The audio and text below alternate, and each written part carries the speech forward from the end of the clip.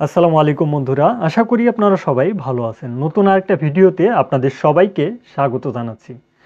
যারাই সৌদি আরবে আসতে চাচ্ছেন, অনলাইনে বিজ্ঞাপন দেখে, ফেসবুক ইউটিউবে বিজ্ঞাপন দেখে অনেক এজেন্সিকে বিশ্বাস করেন।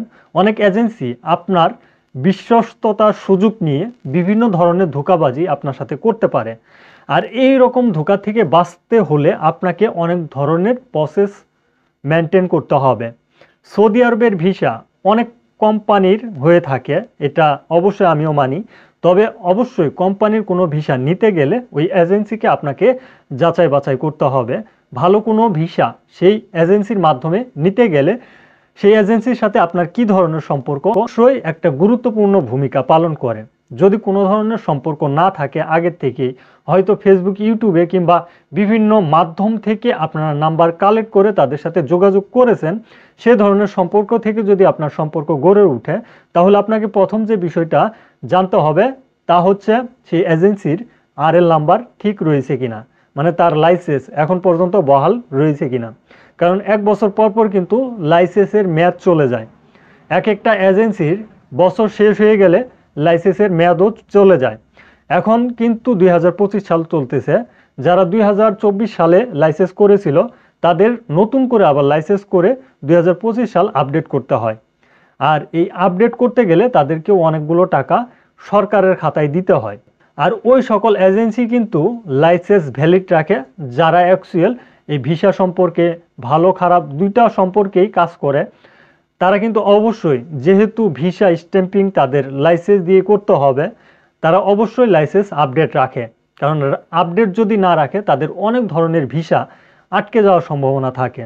তাই অবশ্যই লাইসেন্সধারী কোনো এজেন্সি কিনা এই বিষয়টা 1 নম্বরে আপনাকে জানতে হবে। আর দ্বিতীয় নম্বরে আপনাকে জানতে হবে সেই এজেন্সি অ্যাকচুয়াল আপনাকে যে ভিসার কথা বলতেছে, যেমন আপনাকে একটা কোম্পানির ভিসা দিবে, সেরকম আশ্বাস ওই এজেন্সির কাছ থেকে আপনি পেয়েছেন। তখন আপনাকে দেখতে হবে প্রবাসী.gov.bd এই ওয়েবসাইটের মাধ্যমে আপনাকে যাচাই করতে হবে অ্যাকচুয়াল সে ওই ধরনের নিয়োগ পেয়েছে কিনা। আর যদি ওই ধরনের নিয়োগ পায় তাহলে সেখানে কন্ট্রাক্ট সহ কিন্তু আপনি দেখতে পারবেন আপনাকে কত ঘন্টা ডিউটি করাবে, কত টাকা স্যালারি দিবে এবং আপনার কোনো বন্ধ রয়েছে কিনা, এই বিষয়গুলো কিন্তু A to Z ওইখানে একেবারেই লেখা থাকে। তো আমাদের প্রবাসীরা একটা ভুল করেন যে একজন মানুষকে অযথা বিশ্বাস করেন এবং বিশ্বাস করে তাকে অর্থ দিয়ে দেন এবং ভিসা নেওয়ার চেষ্টা করেন। হয়তো সে আপনাকে ভিসাও দেয়, সৌদি আরবে আসার পর ওই ধরনের কোম্পানি হয় না, অন্য কোনো কোম্পানি হয়ে যায়, সাপ্লাই কোম্পানি হয়ে যায়, কিংবা স্যালারি কম হয়, ডিউটি বেশি হয়, এ ধরনের বিভিন্ন সমস্যা থাকে। আবার অনেক প্রবাসীকে এয়ারপোর্ট থেকে রিসিভ করার মতো কেউ থাকে না। তো এই সিচুয়েশনে যাতে একজন প্রবাসী না পড়ে, যেহেতু আমরা 3-4 লাখ টাকা খরচ করে আসতেছি বর্তমান সিচুয়েশনে সৌদি আরবে, একটা ভালো ভিসার কথা বললে এজেন্সি কিন্তু আমাদের কাছ থেকে ভালো অঙ্কের অ্যামাউন্টও নেয়। এখন অ্যামাউন্ট ভালো নিল কিন্তু ভিসাটা খারাপ দিল, এরকম যদি না হয় সেজন্য কিন্তু আপনাকে অবশ্যই ভিসা চেক করতে হবে, তার আরএল নাম্বার চেক করতে হবে, সে আপনাকে অ্যাকচুয়াল যে কথা বলতেছে তার কাছে সে ধরনের ভিসা রয়েছে কিনা, এগুলো কিন্তু অবশ্যই আগে থেকে যাচাই বাছাই করতে হবে। আর অবশ্যই বাংলাদেশে একটা ধোঁকাবাজের সিস্টেম হচ্ছে, আমি যে আপনাদেরকে বললাম আরএল নাম্বার দিয়ে আপনারা লাইসেন্স চেক করবেন, এমন একটা সিস্টেমে আমি আমার নিজের জ্ঞানেতেই দেখেছি যে এমন একটা সিস্টেমে একই আরএল নাম্বার দিয়ে দুইটা প্রতিষ্ঠান, এটা কি সম্ভব? অবশ্যই এটা অসম্ভব। কারণ একই আরএল নাম্বার দিয়ে দুইটা প্রতিষ্ঠান কোনোভাবেই এই কাজগুলো পরিচালনা করে না।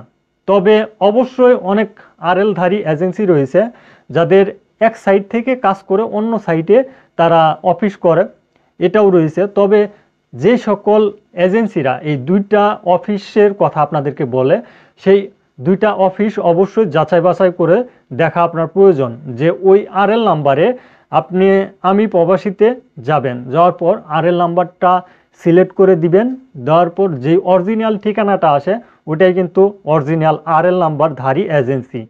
কিন্তু যদি ঠিকানা একটা অফিস হচ্ছে আর একটা, এটা কিন্তু অবশ্যই আপনার জন্য একটা ধোঁকাবাজি। কারণ আপনি অবশ্যই এই বিষয়টা খেয়াল করে বুঝতে পারবেন যে ওই এজেন্সি যেরকম ভুয়া ঠিকানা দিয়েছে কিংবা ওই ঠিকানাতে কোনো এজেন্সি নেই, তার মানে ওই এজেন্সিটা একেবারেই ভুয়া একটা এজেন্সি এবং আপনাকে ধোঁকাবাজি করতে পারে। এক ঠিকানা দিয়ে অন্য ঠিকানায় তারা অফিস পরিচালনা করে। এই ধরনের এজেন্সির কাছ থেকে আপনারা দূরে থাকার চেষ্টা করবেন, কারণ অনেক সময় দেখা যায় যে ওই ধরনের এজেন্সি কিংবা এক ঠিকানা, যেই ঠিকানাটা দেওয়া হয়েছে ওই ঠিকানাতেও একটা অফিস রয়েছে, অন্য আরেকটা ঠিকানাতেও অফিস রয়েছে। এখন আপনি কিন্তু বুঝতে পারতেছেন না কোনটা অরিজিনাল আর কোনটা ডুপ্লিকেট। ডুপ্লিকেট তখনই বুঝতে পারবেন যেই ঠিকানায় একটা অফিস রয়েছে সেই ঠিকানায় না এসে অন্য আরেকটা ঠিকানায় আপনি চলে গেছেন, তার মানে ডুপ্লিকেট কোনো ঠিকানায় চলে গেছেন। এই বিষয়টা আপনারা একটু খেয়াল করে দেখার চেষ্টা করবেন। অনেকে বলতে পারেন যে এরকম সিচুয়েশনে আমরা ভিসা পেয়েছি। ভিসা কিন্তু অনেকেই দিতে পারবে, কিন্তু সেই ভিসাটা কতটুকু গ্রহণযোগ্য এবং কতটুকু ভালো একটা ভিসা এটা কিন্তু দেখার বিষয় রয়েছে। আর সৌদি আরবে আসার পরই আপনার কিন্তু মূল্যবান যে বিষয়টা তা হচ্ছে ইকামা। সৌদি আরবে আসলেন, ঠিক আছে, এজেন্সি পাঠালো, আপনি আসলেন, আসার পর ইকামা পাচ্ছেন না, কাজ পেয়েছেন, সব কিছু ক্লিয়ার, ইকামা পাচ্ছেন না। ইকামার বিষয়টাই গুরুত্ব আপনাকে দিতে হবে, কারণ একটা ইকামা করতে বর্তমানে কিন্তু যদি ফ্রি ভিসাতে কাজ করেন সেই ক্ষেত্রে আপনি বুঝতে পারবেন 10,000 রিয়াল লাগে।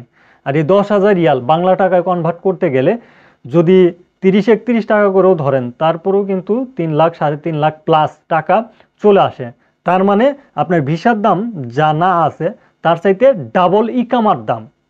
এটা কিন্তু আপনাকে অবশ্যই বিবেচনা করে দেখতে হবে, কারণ ইকামাটা অত্যন্ত গুরুত্বপূর্ণ। আপনি ইকামা পেলেন না সেই ক্ষেত্রে কিন্তু অবশ্যই সৌদি আরবে থাকাটা আপনার জন্য হুমকি হয়ে যাবে। 3 মাস পরে যে 90 দিন আপনি ট্রায়াল পিরিয়ডে থাকেন, 90 দিনের মধ্যে আপনার কোনো সমস্যা হবে না, কিন্তু 90 দিন পরে যে যদি ইকামা হাতে না পান সেই ক্ষেত্রে আপনি কিন্তু অবশ্যই বড় ধরনের একটা ঝামেলায় পড়ে যেতে পারেন।